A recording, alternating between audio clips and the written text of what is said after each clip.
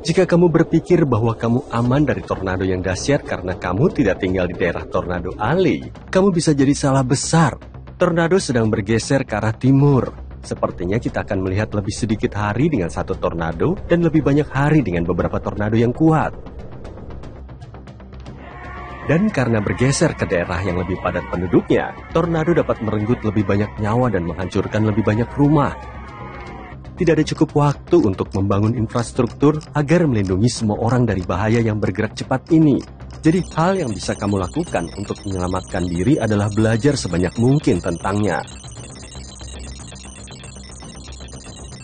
Sekitar 1.200 tornado menghantam AS setiap tahunnya. Kamu harus berterima kasih kepada geografi unik yang menciptakan kondisi yang sempurna untuk itu, terutama di musim semi dan panas. Angin dari Pasifik menjatuhkan uap air di atas pegunungan Rocky dan menjadi kering dan sejuk saat bergerak ke timur. Angin tersebut bertabrakan dengan aliran udara hangat dan lembab dari Teluk Meksiko di atas dataran datar. Dan begitulah udara yang tidak stabil dan pergeseran angin yang merupakan kondisi sempurna untuk tornado lahir. Secara historis, tornado paling sering terjadi di Tornado Alley. Istilah ini pertama kali digunakan pada tahun 1950-an oleh dua ahli meteorologi sebagai judul untuk proyek penelitian mereka untuk mempelajari cuaca ekstrim di Texas dan Oklahoma.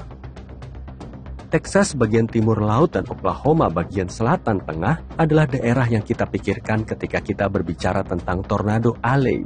Namun dalam 10 tahun terakhir, jalur ini telah bergeser ke arah timur hingga 804 km.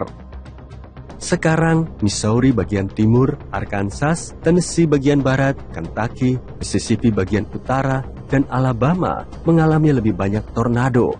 Badai di awal tahun 23 adalah bukti nyata bahwa tren ini nyata. Tornado yang dahsyat menghantam Rolling Fork, Mississippi, dan wabah lainnya menyebabkan kerusakan besar di Tornado Alley yang baru. Data dari 2 tahun terakhir menunjukkan bahwa wabah tornado besar dengan beberapa puting beliung dari satu sistem cuaca juga bergerak ke arah timur dan menjadi lebih sering dan lebih kuat. Lorong tornado bergeser ke arah timur terutama karena adanya supercell. Badai petir yang kuat dengan aliran udara yang berputar menciptakan tornado baru. Supercell terbentuk ketika udara hangat dan lembab di dekat tanah berinteraksi dengan udara dingin dan kering di tempat yang lebih tinggi. Bisa dibilang kita hidup di tengah-tengah eksperimen alam. Kita melihat perubahan pada bahan-bahan dasar badai yang parah. Tapi kita tidak tahu seberapa signifikan perubahan ini. Para ahli memperkirakan bahwa badai supercell akan menjadi lebih sering terjadi pada akhir musim dingin dan awal musim semi dan lebih jarang terjadi pada akhir musim panas dan musim gugur. Udara dalam beberapa tahun terakhir menjadi lebih hangat dan lebih lembab, dan interaksi antara massa udara semakin sering terjadi. Para ahli menjelaskan bahwa atmosfer menjadi lebih tidak stabil, dan Teluk Meksiko mengirimkan lebih banyak uap air ke bagian tenggara AS. Penelitian juga menunjukkan bahwa apa yang disebut garis kering, yang membagi Amerika Serikat bagian timur yang lebih basah dari Amerika Serikat bagian barat yang lebih kering, juga bergeser ke arah timur. Garis ini awalnya berada di sepanjang meridian 100, namun telah bergeser sekitar 225 km ke arah timur sejak akhir tahun 1800-an. Pergeseran ini dapat mempengaruhi di mana badai terbentuk, karena garis kering berfungsi sebagai batas konveksi, di mana udara hangat naik dan udara dingin turun yang memicu badai. Musim dingin yang lebih ringan yang kita lihat akhir-akhir ini juga berarti lebih banyak kesempatan bagi massa udara yang tidak stabil untuk berinteraksi dan membentuk supercell di awal tahun. Sulit untuk memprediksi bagaimana situasi akan berubah dan seberapa berbahayanya, karena kita tidak memiliki banyak data tentang bagaimana pola cuaca mempengaruhi kejadian yang berlangsung singkat seperti tornado. Badan Cuaca Nasional Amerika Serikat baru mulai mencatat tornado pada tahun 1950, dan mereka tidak menangkap banyak tornado di daerah-daerah terpencil. Data menunjukkan bahwa jumlah hari terjadinya tornado setiap tahun telah menurun, tapi ada lebih banyak aktivitas tornado pada hari-hari ketika tornado terjadi. Catatan juga menunjukkan bahwa pada beberapa tahun, tornado merenggut nyawa hingga 20 orang di seluruh Amerika Serikat, dan pada tahun-tahun lainnya, tornado merenggut lebih dari 100 nyawa. Namun sekarang, ada lebih banyak orang yang tinggal di jalur tornado karena populasi Amerika Serikat telah meningkat lebih dari 2 kali lipat sejak tahun 1950-an. Dan wilayah tenggara tempat aktivitas tornado bisa meningkat, memiliki lebih banyak penduduk sekarang. Texas dan Oklahoma sudah siap dengan tempat penampungan tornado, tapi daerah-daerah di bagian tenggara kurang diperlengkapi. Ditambah lagi ada banyak rumah mobil di bagian tenggara yang rentan terhadap badai angin. Tornado di wilayah ini sering menyerang pada malam hari, dan 2,5 kali lebih mungkin menyebabkan kematian. Kita mungkin akan mengalami lebih banyak kejadian seperti wabah tornado Super Tuesday pada tahun 2008. Tornado tersebut melanda Amerika Serikat bagian selatan dan lembah Ohio bagian bawah, dan hanya dalam waktu 15 jam, 87 tornado menerjang daerah tersebut dan menyebabkan masalah besar. 57 orang kehilangan nyawa di 4 negara bagian dan 18 kabupaten, dan banyak lainnya terluka. Tornado dipicu oleh sistem tekanan rendah yang kuat yang membawa udara hangat. Terdapat supersel dan angin berputar yang menghasilkan tornado dahsyat ini. Pada tanggal 5 Februari, sebuah garis badai berkembang dari Texas bagian timur ke Missouri dan bergerak ke arah timur. Salah satu tornado yang paling kuat bergerak sejauh 196 km dalam waktu 2 jam. Pada pagi hari tanggal 6 Februari, ancaman cuaca buruk bergeser ke bagian timur Amerika Serikat. Hal ini menyebabkan kerusakan akibat angin yang bergerak ke arah Atlantik dengan salju dan hujan yang sangat dingin dari Iowa ke Quebec. Badai ini menghancurkan banyak rumah dan bahkan menyapu beberapa rumah dan fondasinya, membuat rumah mobil terbang, menerbangkan banyak kendaraan dan traktor trailer dari Interstate 40, serta menerbangkan beberapa mobil ke pepohonan.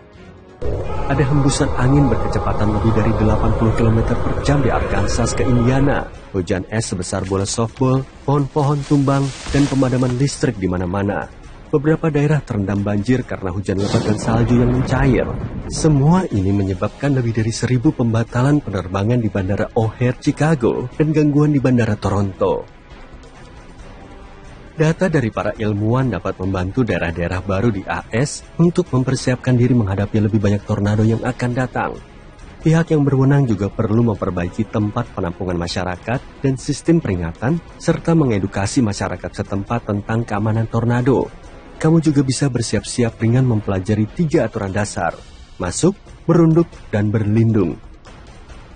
Ketika kamu mendengar peringatan akan datangnya tornado, masuklah ke ruangan paling dalam di rumahmu dan jauhi pintu dan jendela.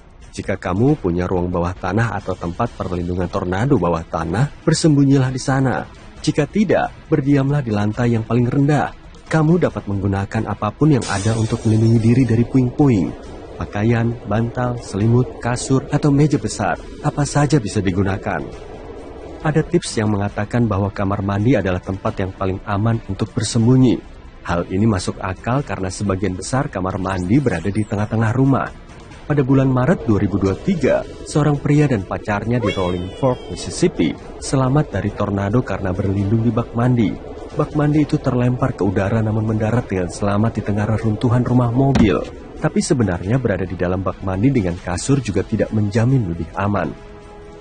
Lemari dan bilik mandi yang berada jauh di dalam gedung juga dapat memberikan perlindungan yang baik.